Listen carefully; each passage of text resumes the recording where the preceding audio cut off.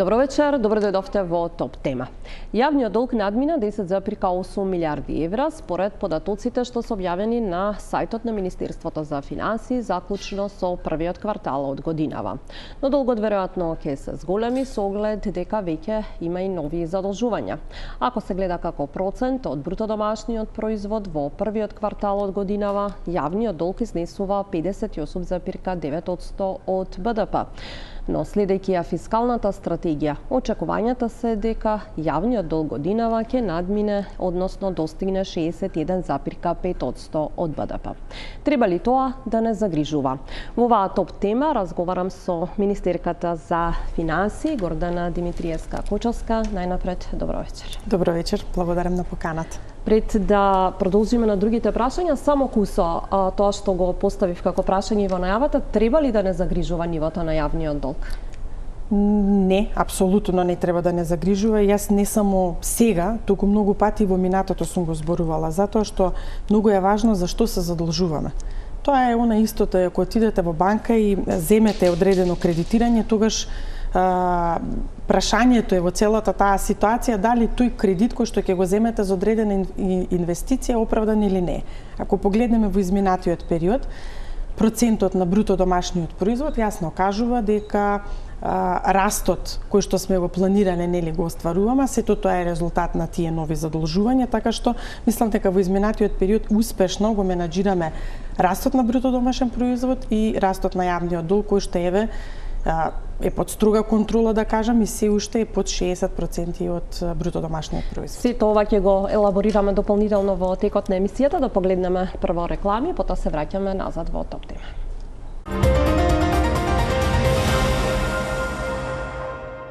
Назад сме во Топ тема. Министерката за финансии Гордана Димитриевска-Кочовска, мој вечерашен гостин. Министерке, некако дадовме вовед за старт, но еве она што се последни бројки кои што се објавени на страната на Министерството за финансии, кои се однесуваат за делот на приходи и расходи, покажуваат дека буџетскиот дефицит практично е потрошен повеќе од 95% од она што беше планирано. Јасно е дека сега треба се менаџира тука со ребалансот кој што се подготвува. На колку ќе се зголеми овој дефицит со оглед дека и во фискалната стратегија стои 3,5%? Ние се уште работиме. Ние кажавме дека во моментот ги анализираме состојбите врз база на барањата на министерствата и врз основа на тоа подоцна ќе констатираме конечните бројки. Оно што во моментот можам да го кажам кога станува збор за приходната страна, акцизите нели нормално и како резултат пред се на мерките кои што ги имавме во изминатиот период поврзани со нафтата и нафтените деривати, таму можеби ќе имаме корекција надолна во однос на приходната страна, значи на акцизите. Ги испративме нели дописи до Царинската управа со цел да видиме какви се нивните проекции, врз основа на тоа дали ќе видиме дали ќе коригираме. Како резултат нели на тоа, доколку нема одредени корекции на расходна страна, еве по автоматизам тука би била првата корекција на буџетскиот дефицит, но она што во континуитет исто така го зборувам, секој министер има свој лимит во тековната година кој што е утврден во рамки на фискалната стратегија. Во изминатиот период имаше поедини министри кои што направија реализација, да кажеме, на нивните расходи некако во првата половина од годината и како резултат на тоа доаѓаме до повисок процент на реализација на буџетскиот дефицит, но тоа не значи дека во втората половина од годината имало план или тие имале план да имаат поголеми расходи.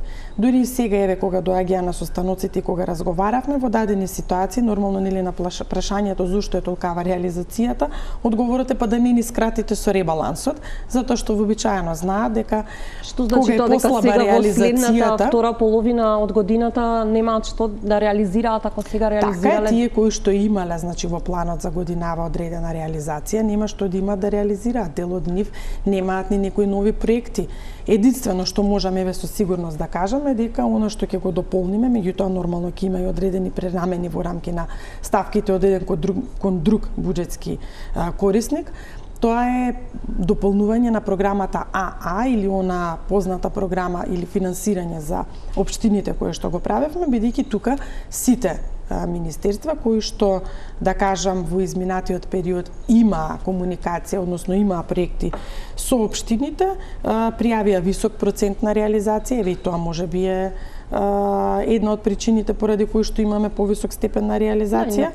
Така што и колку тие проекти кои што ги реализира општините се на вистина корисни за граѓаните или се дел чешма, дел тротоар или нешто помали проекти, а парите се потрошени. Видете, кога станува збор за проектите на општините, можеби пред се, значи зборуваме за голем број на проекти, можеби ќе се појават и такви проекти, не знам, можеби некаде тротоари, некаде чешма. Меѓутоа, кога ги погледнеме процентуално, ќе видиме дека ние во тие проекти имаме, например, проекти за водоснабдување или канализација. Срамота е во 21 век ние уште да зборуваме за водовите канализација и да кажуваме дека огромен е процентот на непокриеност, да кажеме, на населените места со водоводи и канализациони мрежи, така што тоа е факт. Дали ќе имаат подобрување на условията за живот, голем дел од општините, да, голем дел од општините имаат одредени населени места каде што уште газат по кал. Да се вратиме сега назад од она што почнавме, секако дека е за очекување дека сепак има одредено зголемување на буџетскиот дефицит. На колку, еве, според она што ви се досегашните проекции, може да излаза дека ќе се зголеми? Повторно кажувам дека не можам да кажам дали ќе има зголемување, колкаво ќе биде. Нашата обврска е фискална консолидација. Фискална консолидација значи дека секоја следна година вие треба да имате понизок буџетски дефицит во однос на претходната. Таа наша обврска ние ќе исполниме и оваа година. Така што во тој дел не можам да кажам дека ќе има одредени отстапувања. Ние сме го ветиле моментот со фискалната консолидација и тоа ќе го направиме. Нормално е дека се одложува и во самата фискална стратегија се гледа одложувањето на фискалната консолидација и намалувањето на буџетскиот дефицит кој што треба да се сведе на под 3%. Можам да се согласам до некаде дека се одложува, затоа што факт е дека има одложување, меѓутоа нели мора сега да ги гледаме и другите аспекти, а тие аспекти се дали некој преку ноќ направил фискална консолидација. Еве погледнете ги многу земји во Европа. Јас со многу министри во изминатиот период сум имала и средби, и билатерални состаноци, состаноци заедно министерствата, да речеме, на двете земји. Не постои земја, дури напротив, еве последната средба што ја имав со еден од министрите за финансии на Европската унија, велат премногу оптимистички е и ова што го правите вие во делот на фискалната консолидација. Меѓутоа ние се обврзавме на тоа и ние чекориме кон фискална консолидација. Сега, преку ноќ никој не успеал. Ако на една страна велите дека нема да направите никакви поместувања на со даночните стапки, а тоа го ветивме на граѓаните, така? На друга страна имате еден куп поволности кои што граѓани добиваат во државата по различни закони и различни права, тогаш невозможно е вие сето тоа преку ноќ да го смените. Не можете вие преку ноќ да кажете сега вие го имавте ова право од утре, ама рез правиме, никој нема да го има. Сето тоа треба да оди етапно, затоа што одредени консолидирања на расходната страна треба да подразбира дека вие на одредени граѓани, ако ништо им скратите, треба да им понудите нешто ново. Така е, но сепак фискалната консолидација мора да се следи, таа мора да се направи. Секој одложување значи и дополнителен стеснет простор за идни финансирање или идни потреби, доколку особено се најдеме во некоја потешка ситуација или криза. Она што е став и на Finance Think беше последниот став токму околу фискалната консолидација, која што покажува дека имаме проблем кај примарниот дефицит кој што се јавува, каде што се исклучени оние каматни напротив, плаќања. Таму сме поздравени. Таму сме напротив поздравени и еве го извештајот, тука не можам да се согласам, не знам кој го зборувал тоа и доколку е така. Еве го извештајот на ММФ кој што излезе денес. Во извештајот, еве, еден дел ќе прочитам и ќе кажам. Директорите поздравија континуираната посветеност на властите кон фискалната консолидација со цел зајакнување на отпорноста и зачувување на одржливоста на долгот. И понатаму, значи, да не го читам сега целиот тој дел. Ние работиме во делот на фискална консолидација, одредени законски решенија се веќе разговараат во рамки на одредени министерства, се прават напори, најпрви нели да прегледаме и да видиме уште еднаш на расходната страна каква е состојбата. Меѓутоа, токму примерното буџетско салдо е она што ја потврдува заложбата на оваа влада дека фискално сака да се консолидира. Јас многу пати сум го зборувала моментот да ги погледнеме каматните трошоци, да кажеме во 2022 година или во 2021 како процент од БДП и да ги погледнеме денес. Дуплирани се. И сето тоа ни се случи во 2-3 години кога имавме најголеми трошења, а никаква додадена вредност на економијата. И токму тука се направи најголемиот проблем кој што во иднина ќе создава тежина на овој буџет. Но фактот дека и примарниот дефицит е зголемен. Не, тој се намалува, напротив, тој се намалува. Нас каматните расходи, видете, каматните расходи растат, а буџетскиот дефицит се намалува од 4,2 на 4, сега на 3,5, а каматите растат. Разликата помеѓу нив го покажува примарниот. На последната пресконференција која што имавте, ако добро се сеќавам, посочивте дека нема да го надмине ланскиот буџетски дефицит кој што беше, а тогаш беше 4%. Да, затоа што одиме кон фискална консолидација, но ни еден момент не кажа дека може да имаме зголемување на буџетскиот дефицит. Тоа е понатаму кој како си го протолкувал од мојата дискусија. Јас кажав дека одиме кон фискална консолидација и тоа е забележливо, еве го поздравено од страна и на ММФ. Дали тоа значи дека со сигурност нема да надмине еве 3,5 за да бидеме точно разбрани? Не можеме да зборуваме со сигурност затоа што треба да имам уште еден состанок и со министерот за одбрана да видам состојбите таму какви се. Информираше дека можеби ќе има зголемени расходи, така што ние не можеме да зборуваме со сигурност ништо. Знаете што можеме да зборуваме со сигурност? Дека буџетот на Министерството за одбрана еве на пример во 2000 и сега ќе ве кажам точно бидејќи ги вадев податоците да ги имаме. Во 2020 еве ги 15 или еве која сакате, еве да ја земеме и 2019 година е 7 милиарди вкупниот буџет на ова министерство, денес е 22 милиарди. Ова се факти кои што кажуваат дека ние во услови кога треба да обезбедиме 2% во овој момент, во иднина, нели тоа треба да достигне до 5%, така, ние успеваме да се консолидираме. Во услови кога проектот со Бехтеленка оди на забрзана трака, во услови кога имаме сериозна реализација на капиталните расходи, ние имаме фискална консолидација. Точно примарното буџетско салдо пак напротив покажува дека имаме фискална консолидација. Ќе се најде ребалансот во собраниска процедура? Најверојатно ќе биде минатата недела, меѓутоа се ќе зависи од тоа како, да. Се извинувам, следната недела. Се извинувам, следната недела, да.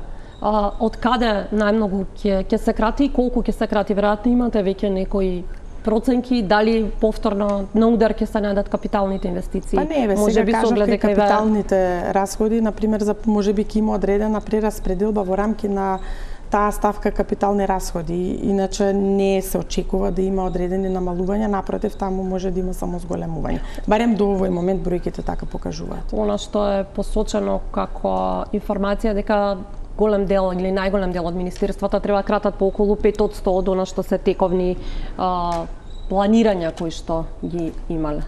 Да, за жал речи си да нема министерство кое што предложи намалување, односно можеби одредени намалувања, меѓутоа во соседната колона, да кажем, една до друга беа како позиции, во соседната колона веќе покажуваат барања за зголемување на одредени расходни ставки. Нормално дека на состаноците кои што ги имавме се објаснивме дека мора да си ги наведат приоритетите и дека се што е приоритетно тоа треба да оди оваа година. Многу земји со посилна економија од нашата оваа година одлагаат одредени проекти, затоа што иако владата не сака и не го коментира многу често, не ги коментира многу често состојбите на Блискиот Исток, а факт е дека таму имаме тешка состојба, тоа не значи дека нели ние го занемаруваме, напротив.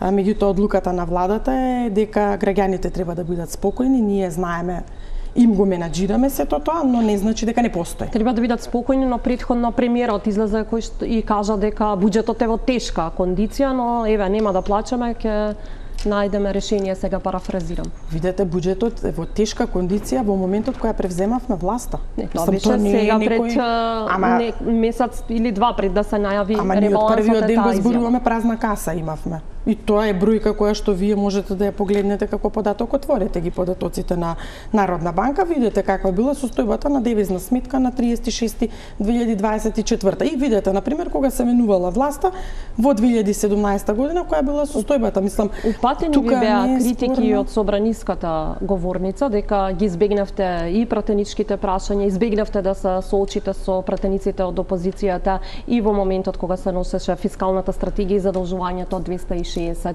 милиони евра, токму и пратеникот Фатмир Битичи порача Фејсбук е удобен, сега би го исцитирала, нема реплики, нема процедурални забелешки, нема непријатни бројки, аргументи, но граѓаните не ги избраа пратениците за да читаат ваши статуси на социјалните мрежи, туку за да бараат одговори во нивно име.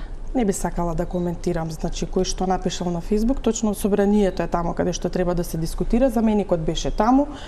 Не знам што не било јасно околу тоа дека во буџетот за 2026 година парите беа предвидени, така? Не зборуваме за некои нови пари, не знам зошто се пробува да се извадат работите од контекст, кога истите тие пратеници во 2025 година, на крајот на 2025 година, ги има сите податоци околу тоа колку би требало да биде задлужувањето за 2026 година. Не, прашањето зошто вие не бевте таму за да се соочите со пратениците, вие да одговорите сепак како министер за финансии. Кога беше за буџетот, бев таму, така? Истите тие работи се, повторно не разбирам, зборуваме за нов долг?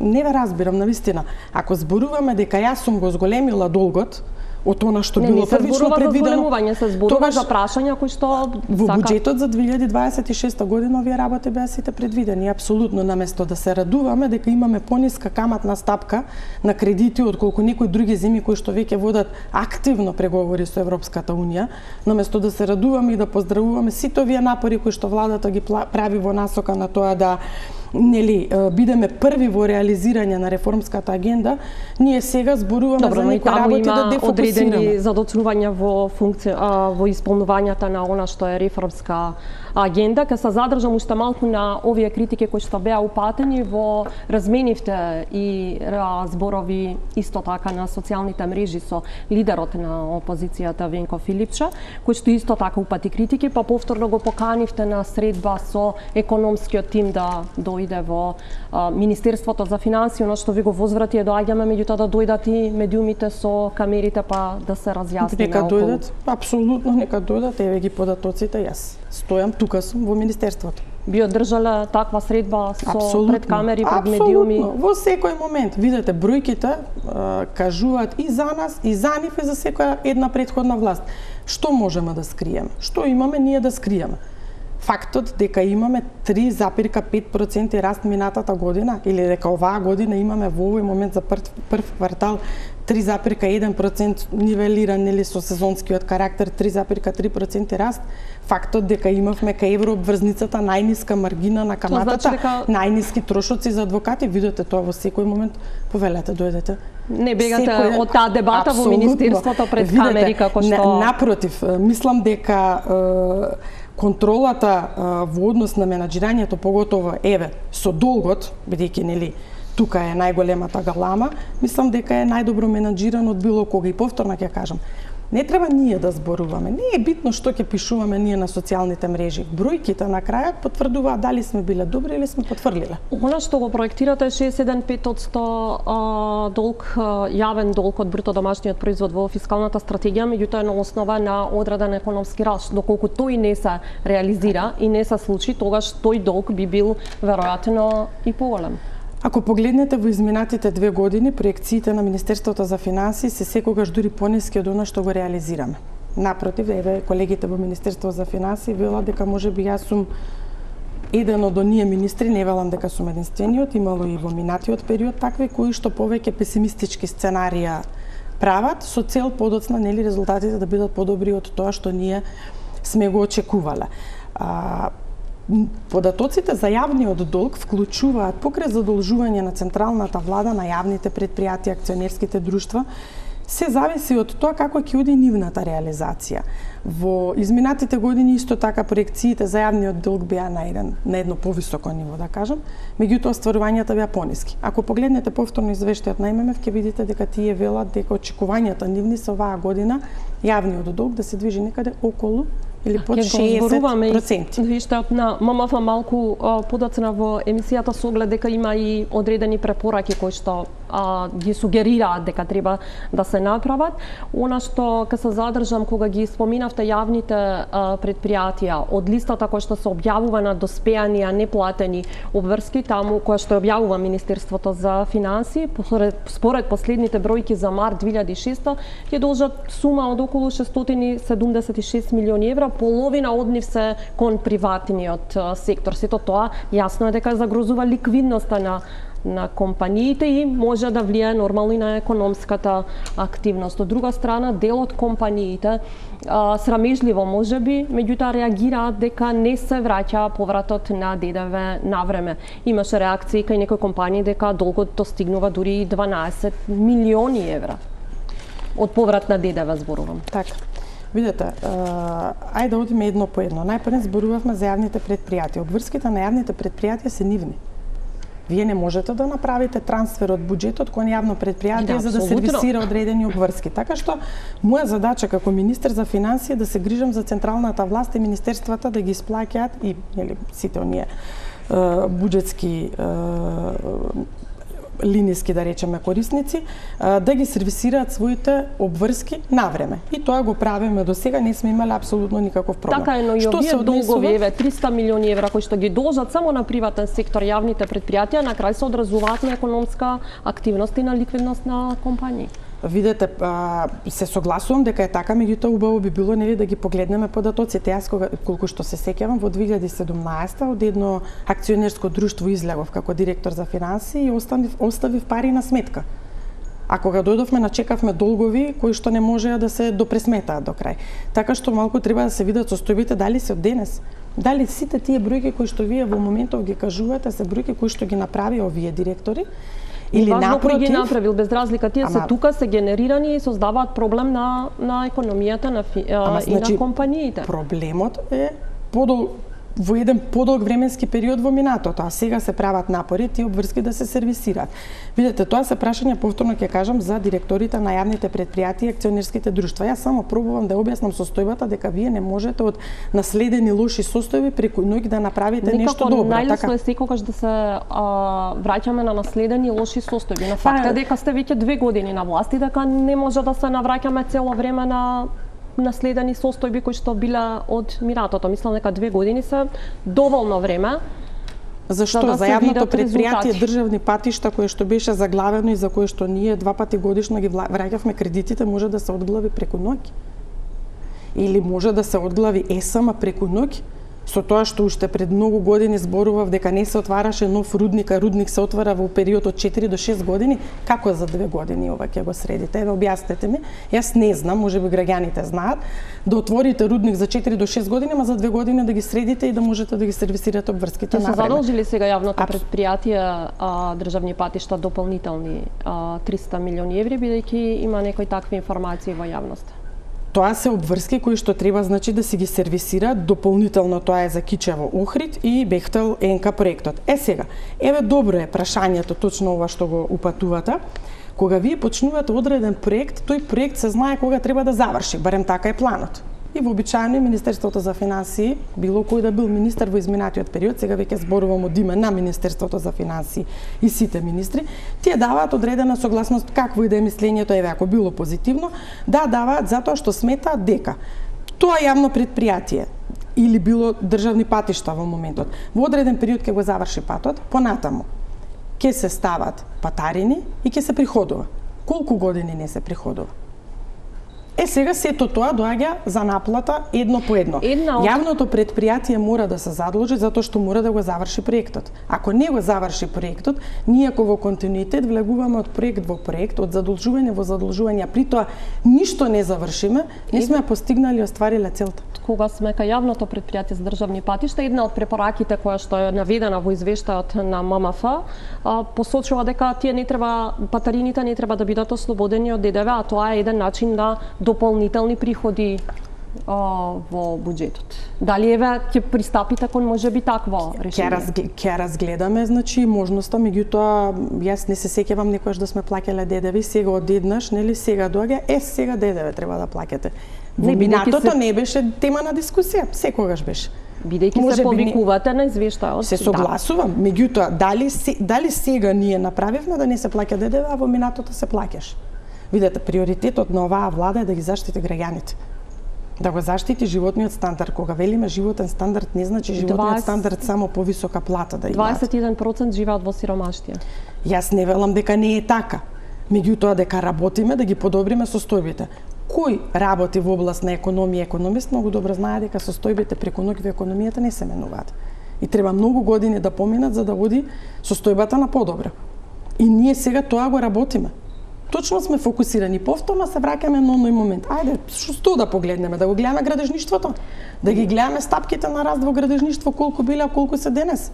Мислам, тоа се бројки кои што ги покажуваат заложбите на владата. Која што директно ги засага граѓаните и верувам најголем дел од граѓаните, тоа се провизиите кои што ги плаќаат на банките. Гувернерот Славески предлага законски измени за ограничување на тие банкарски провизии.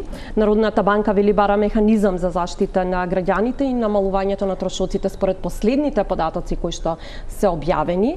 Добивката на банките минатата година изнесува само од нето провизија изнесувала 118 милиони евра, додека вкупната нето добивка изнесувала околу 304 милиони евра, да не ги зборуваме процентите колку тука има расти кај нето провизиите и кај нето добивките на банките. Јасно е дека треба да има стабилен банкарски сектор, меѓутоа заложбите на гувернерот се различни од она што вие можеби го имате како став, ако добро ве разбравме врз основа на какво е тоа прашање став? Што да менуваме? Нешто што законски никогаш не било третирано и ако го третираме на едно место ќе треба секаде? Ајде во ред тогаш да третираме медиумите, да им ограничиме колку ќе наплаќаат за реклами така натаму. Видете, тоа е нешто што никогаш не било законска материја.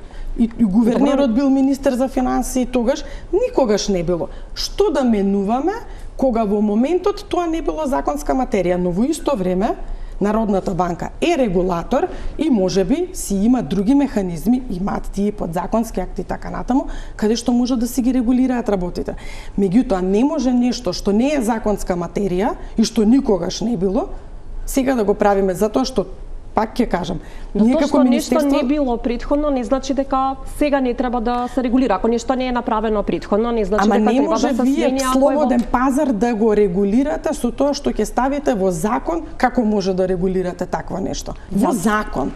Вие како регулатор работите на тоа, они имаат милион подзаконски акти со кои што ги регулираат работењето на банките. Никој тоа не им го спори, го поздравувам. Напротив, го поздравувам и го поддржувам гувернерот. Јас немам дилема, меѓутоа не може вие цели закони, системски решенија во државата да ги рушите заради тоа што мислите дека треба во закон да се вметне. Не може да се вметне нешто што не било законска материја. А напротив, поздравувам. Имате ли согласувања со гувернерот? Не, апсолутно. Зошто? Зошто би имале? Пак ќе кажам, и тој бил министер за финансии и во негово време уште поголеми беа провизиите во тој период. Никогаш не станувало збор за провизии да бидат законска материја во закон за банки. Знаете, законот за банки колкафе и што све третира внатре. Едноставно нема местото таму. Тоа е едното, да речеме, едната работа поради која што не може вие да вметнувате законска материја таму каде што нема место и да не зборуваме понатаму. Ние регулираме, односно пишуваме, ајде да кажам, закони за еден куп дејности, ајде да ги наречеме. Не може да регулираме, ние ако регулираме и влеземе во законска материја за една дејност, ќе треба да ги опфатиме сите, бидејќи тоа после ќе го бараат сите. Како ќе ги регулирате брзите кредити, финансиските друштва? Таму имаме законски измени кои што ги подготвуваме во периодот кој што следи. Најпрви направивме многу контроли, бевте информирани за тоа дека во изминатиот период, да кажам, ние одземавме една лиценца. Покрај тоа што одземавме една лиценца, имавме исто така многу контроли, прекршочни наоди. Имаме одредени измени кои што подразбираат она што го рековме теренски активности кај сите нив. Констатирани се одредени, ајде да кажеме, недокажаности или недопрецизираности во рамки на законот кои што им даваат можност во овој момент, би рекла, да финансиските друштва можат да имаат различни називи, исто финансиско друштво, а на различни деловни простори да користи. Има ли уште некој на кој што може ќе му биде, еве, или е предодзимање на лиценца некој финансиско друштво? Имаме, значи покрај тоа имаме укажано за одредени корекции. Нормално во периодот кој што следи, доколку не се коригираат, ние ќе постапиме. Ние работиме согласно закон. И тука сега она што го правиме во моментот е, како што кажав, затврстување, односно на некој начин, би рекла, правење на построги критериуми, ајде да го кажам. Еве, например, едно од работите која што ја правиме. Секој финансиско друштво треба да има свој одбор и нешто што до сега надзорен, управен и така натаму го немаше. Согласност, Министерството, тоа е она што го спремаме во новиот закон.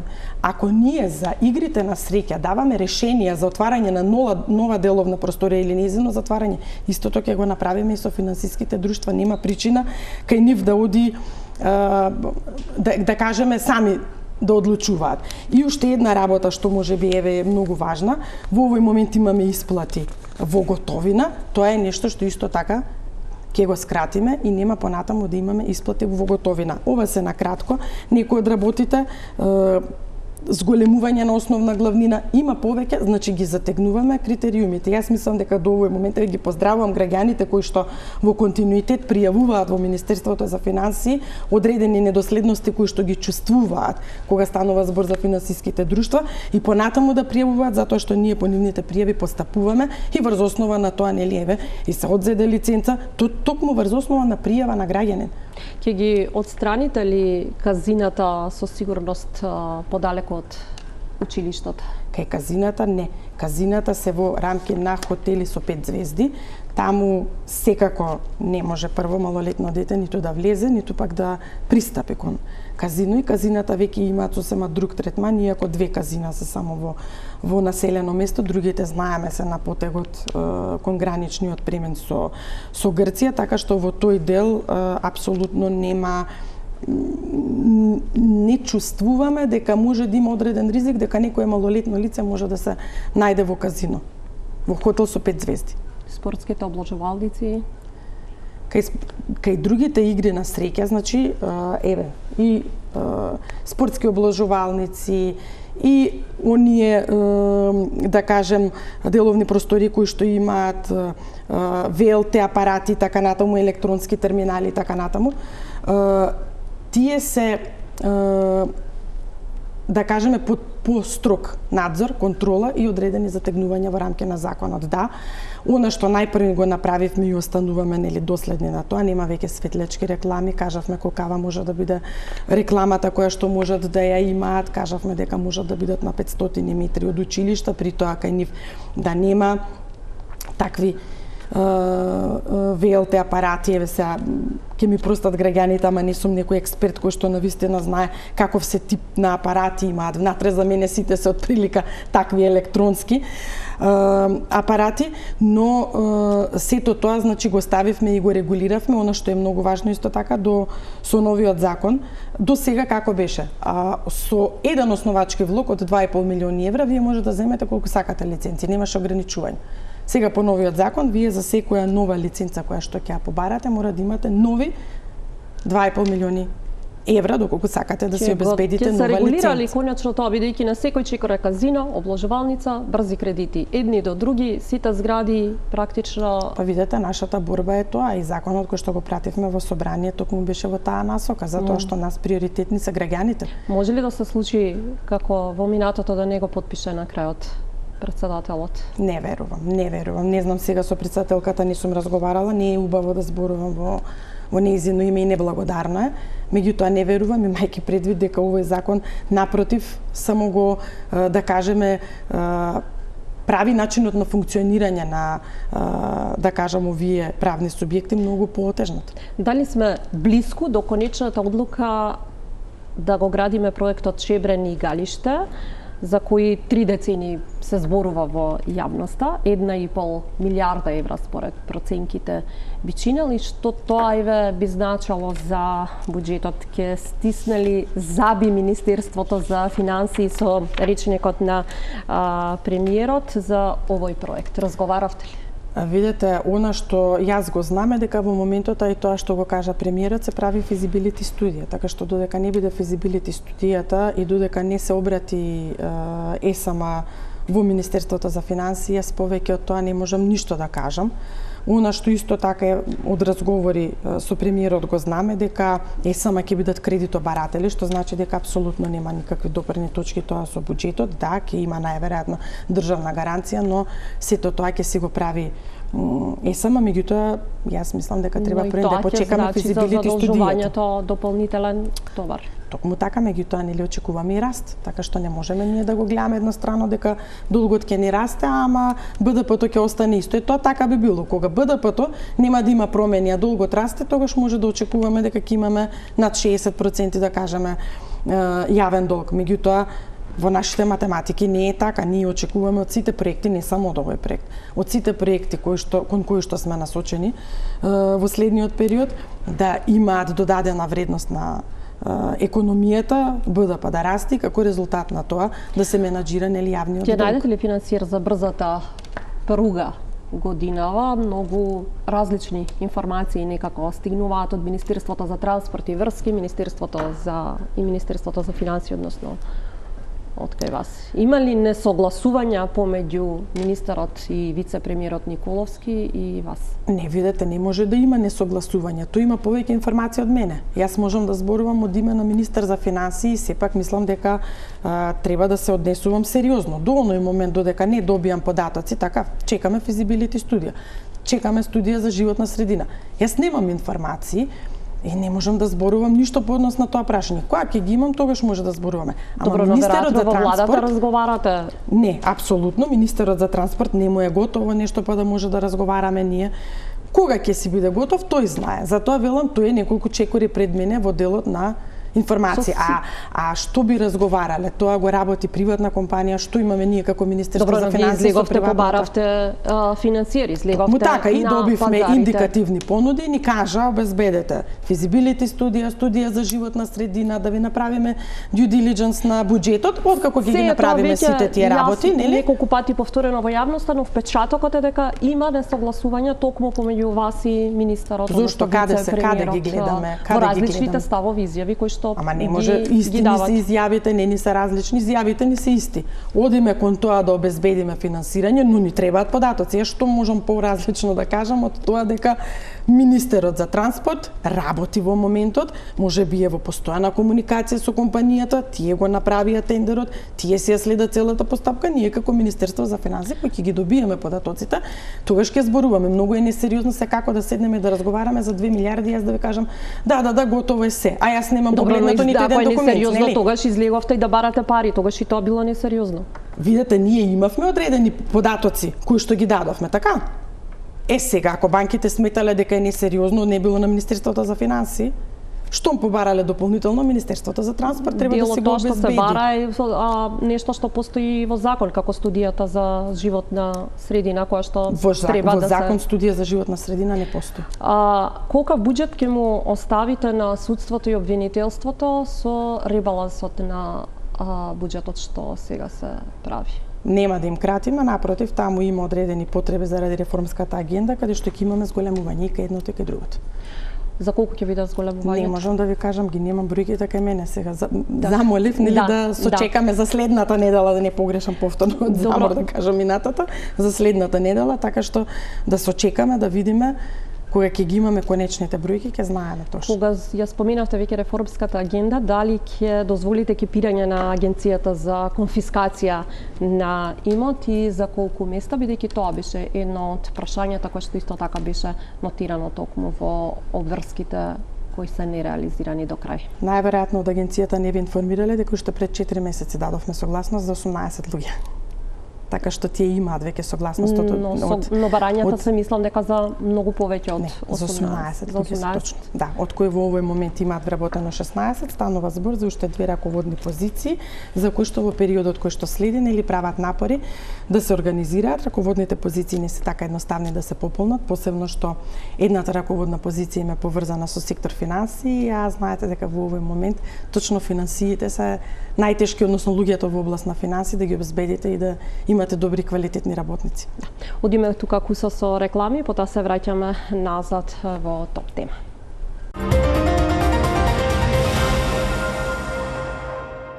Назад сме во топ тема. Министерката за финансии Гордана Димитриевска-Кочевска, мој вечерашен гостин. Поминавме добар дел од темите, но прашање кое што секако ги интересира и ги засега сите граѓани е цените и нивното движење, очекувањето за стапките на инфлација. Кои се проценките и кои се механизмите кои што Министерството за финансии му стојат на располагање за да се ублажи овој ценовен шок кој што граѓаните секојдневно го чувствуваат по пазарите и маркетите? Морам да се заблагодарам на прашањево од аспект на тоа кои се механизмите кои што му стојат на Министерството за финансии. Министерството за финансии не менаџира инфлацијата.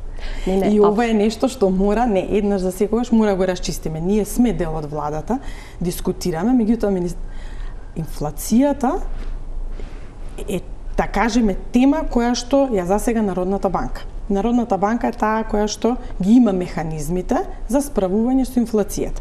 Дополнително на тоа Министерството за економија за ублажување на ударот, а тоа се механизми така. Министерството за економија е тоа кое што работи директно со компаниите, кој што ги следи состојбите, Државниот пазарен инспекторат кој што е, да кажеме, секојдневно на терен во следење на ценовните движења, прави контроли и така натаму, така што Министерството за финансии директно апсолутно нема никаква надлежност. Во законот, така е останато нели од претходниот период, постои еден механизам кој што е напишан во законот, а се однесува на корекции во ДДВ-то и акцизите, и не случајно е тоа најверојатно направено така, затоа што и ДДВ-то и акцизите на некој начин индиректно влијаат на сите производи. Меѓутоа, ние информациите ги добиваме од регулаторната комисија за енергетика, која што апсолутно нема никакви допирни точки со Министерството за финансии, али нели можеме да кажеме дека повеќе има комуникација со Министерството за енергетика и Министерството за економија, кое што нели дава информации околу тоа какви се состојбите. Јас имам честа комуникација со директорот на Државниот пазарен инспекторат од причина што нели секако ме интересира и како граѓанин, но и во делот на овие мерки кои што ги спроведуваме, до кога би траеле. И по информациите кои што ги добив последниот пат, а тоа беше пред неколку дена, следнава контрола сега Државниот пазарен инспекторат ќе ја прави на 15 јуни по маркетите. Она што го знам е дека состојбата, поготово кај основните прехранбени производи, е стабилна. Таму апсолутно немаме некои позначени промени. Периодот кој што следи, најверојатно поради сезонскиот карактер, дури кај одредени производи можеби ќе има и одредено намалување. Тоа е генерално она што можам да го кажам. Министерство за финансии секако ви интересираат и врз основа на тоа се прават и проекции, прогнози, движења, очекувања на идни понатамошни мерки. Од буџетот зависи колку пари има и дали има пари да се дадат на ранливи категории граѓани кои што се директно засегнати од стапките на инфлација. Сето тоа се така, ние директно инфлацијата не ја проектираме, сепак како податоци нели повеќе го користиме искуството нормално, бидејќи тоа е директна надлежност на Народната банка и секако тука се ММФ, Светска банка кои што помагаат во одредени области кога станува збор за прогнозите. Прогнозите за оваа година некаде во Министерството за финансии беа дека ќе биде околу 4,5% согласно последните податоци, меѓутоа еве на пример колегата од секторот за макроекономија вчера ме информираше дека прогнозите на одредени институции меѓународни се дека сме сепак на повисоко ниво, нивните очекувања се дека ќе биде понизок процентот. Да, понизок ќе биде процентот на инфлација.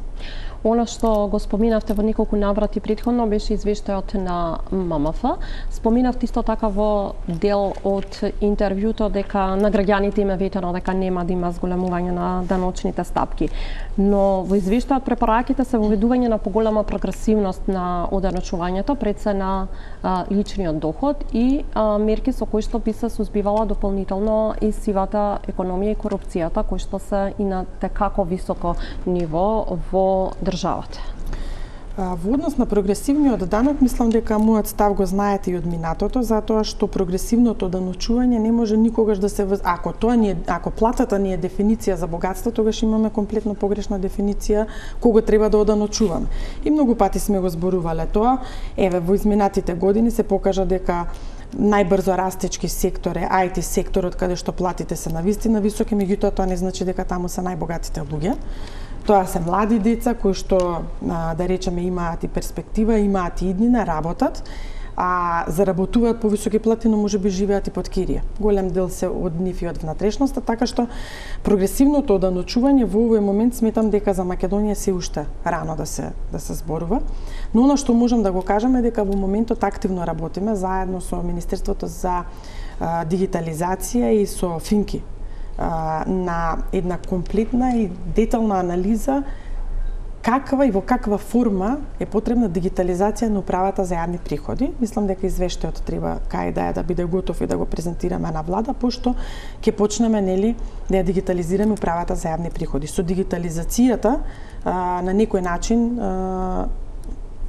сите оние можности сега кои што ги имаме, затоа што знаеме сите дека управата за јавни приходи работи во неколку различни системи и не им се поврзани податоците, сето тоа ќе има сигурно удел и во целокупната таа работа. Дигитализацијата би ја поедноставила работата на управата за јавни приходи да спекна контроли. Тие работеа со ММФ во делот на воспоставување на индикатори, врз основа на кои што прават контроли кај одредени компании, вкрстени контроли и така натаму. И мислам дека во овој период сето тоа дава резултати, бидејќи навистина управата, барем од она што го гледаме, еве и проекциите, поготово во последниот период покажува дека и наплатата на ДДВ-то навистина има подобрување и нормално одредени законски решенија таму каде што соодветно, иако има. Видете, не можеме постојано само да зборуваме дека вината е и во управата за јавни приходи. Во изминатите години ние правевме и некои анализи дека даночните олеснувања или ослободувања се многу големи во Македонија. Согласно податоци на ММФ, анализи кои што се направени и ги презентираа сега кога бевме во Вашингтон во месец април, 4,75% се даночните олеснувања во однос на бруто домашниот производ. Пазете, ние имаме 3,5% буџетски дефицит, а 4,75% некаде се даночните олеснувања. Ние во Министерството за финансии во период точно на тоа работиме. Да ги согледаме сите даночни олеснувања, да видиме какви се европските директиви. Значи, ние не сакаме да направиме нешто што е поразлично од Европската унија. Ако нашата цел Што значи тоа дека ќе се укинат некои даночни олеснувања кои доколку се покаже, доколку се покаже дека во директивите не постојат, а ние сме ги вовеле, секако дека ќе има она што е повторно наведено од монетарците, токму намалување на стапката на ДДВ од 5% за услуги за сместување оброци што ги обезбедуваат хотелите, мотелите, потоа посочуваат намалената стапка на ДДВ од 10% и во рестораните. Сите тие стапки велат генерираат загуби во приходите на државата. Во голема мера тие ги користат потрошувачи на кои на крајот од денот и не име толку потребно туку оние по кои што имаат можеби повеќе можности. Да, во изминатиот период премиерот исто така имаше средба со дел од угостителите и тие се согласни, бидејќи и кај нив прави одредени проблеми различната даночна стапка од 5 и 10%, затоа што знаете, ако си земете храна за дома имате една даночна стапка, ако станете да јадете кај нив имате друга, па сега дали навистина земавте дома или јадевте кај нив и така натаму, многу прашања се поставуваат, очигледно остава простор нели на инспекторите кој како ќе се постави, како резултат на тоа дојде една иницијатива од премиерот за утврдување на една даночна стапка за која што си они согласни, сега го бараме решението затоа што повторно директивите кажува дека вие, освен основната, може да имате само најмногу 2 повластени даночни стапки. Ние во моментот имаме 5 и 10%. Стануваше збор за некоја помеѓу даночна стапка. Тоа во моментот не можеме да го направиме и сега бараме решение да видиме. Се спомнува каде би се нашле. И дарежливите, така барем се наведени ослободувања за компаниите во технолошко-индустријските развојни зони, особено 10 годишното ослободување од данокот на добивка, како и ослободување од реинвестираната, одбивањето на реинвестираната добивка, кои што значат сериозни приходи во буџетот на... Тоа како ќе смените нешто што е предмет на договор кој што го потпишале две страни пред 5 години, пред 3, пред 7 години, така? Веројатно се мисли на она што треба да биде во иднина пракса. Во иднина. Дали се... Тимот кој што преговара, јас не сум дел од тимот кој што преговара со странските инвеститори, предпоставувам знаат што преговараат. Во јавноста се зборуваше и за укинување на мој ДДВ, меѓутоа тоа на крајот од денот не се случи, дури директорката на управата за јавни приходи, иако посочи дека таа мерка до крај не ги дала своите очекувања за кои што била донесена, сепак еве се уште таа алатка функционира. Се размислува ли можеби за еве укинување на... Апсолутно не. Дигитализацијата сама по себе понатаму ќе покаже нели дали навистина тие што скенираат сметки оствариле толкав доход за да можат да скенираат толкави сметки. Но тоа како ќе се дигитализира управата за јавни приходи, така ќе ги прави вкрстените контроли. Во овој момент апсолутно не. Тоа е проект кој што се тече. Министерке, колку пари Министерството за финансии троши на реклами на социјалните мрежи и дали на социјалните мрежи од буџетските пари се плаќаат и партиските рекламирања на социјалните мрежи, кои што ги има еве конкретно вашето Министерство за финансии? Во овој момент Министерството за финансии нула троши, заради тоа што од моментот кога доставевме барање до останатите институции да скратат 5% од расходите, логично е дека првото што ќе го направите, нели и вие во вашето министерство, ќе си ги скратите расходите кои што ги имате, така што во овој момент министерството има нула расходи за рекламирање. Колку беше претходно, еве пред да го побарате тоа од другите, колку трошевте претходно на таа? Знаете како сега вие што подразбираме под рекламирање? Само социјални мрежи. Ева за социјалните мрежи. Ама ние имаме и настани други за кои што исто така сме имале поддршка, тие не се рекламирање. И сега тука е многу дискутабилно зашто зборуваме, бидејќи повторно можеме да ги извадиме работите од контекст. Но убаво би било, нели исто така кога зборуваме за Министерството за финансии да ги погледнеме другите институции. Министерството за финансии требаше да покаже пример затоа што побара 5% кратење на расходите на сите и секогаш се тргнува таму, предпоставам дека и другите институции. Тоа значи да ги погледнеме и другите институции. Па да видиме, не знам, и тие сигурно имаат одредени рекламирања, така? Ќе ги скратат ли? Еве, не знам, јас не можам да можам да зборувам за Министерството за финансии од име на мојата позиција, така? Легитимно е, сум кажала дека треба да скратите 5% од расходите, ние тоа во Министерството се трудиме да го направиме. И кратиме секаде каде што можеме да скратиме. Во овој момент сметаме дека ако имаме таква криза, апсолутно немаме потреба од користење на такви Министерството за финансии 5% или повеќе од 5%? Ние во Министерството за финансии, освен платите, имаме и многу други ситни трошоци, може да ги погледнете да видите, па 5% кога би скратиле од нашиот буџет, тоа значи дека одржувањето на системите во Министерството за финансии не би ги имале. Јас ви благодарам за вечерашното гостување во таа тема. Благодарам на поканата. Вам ви благодарам за вниманието. Секако останете и во продолжение да следите нашата програма. Многу повеќе информации може да прочитате на нашиот интернет портал telma.com.mk. Од мене пријатна вечер.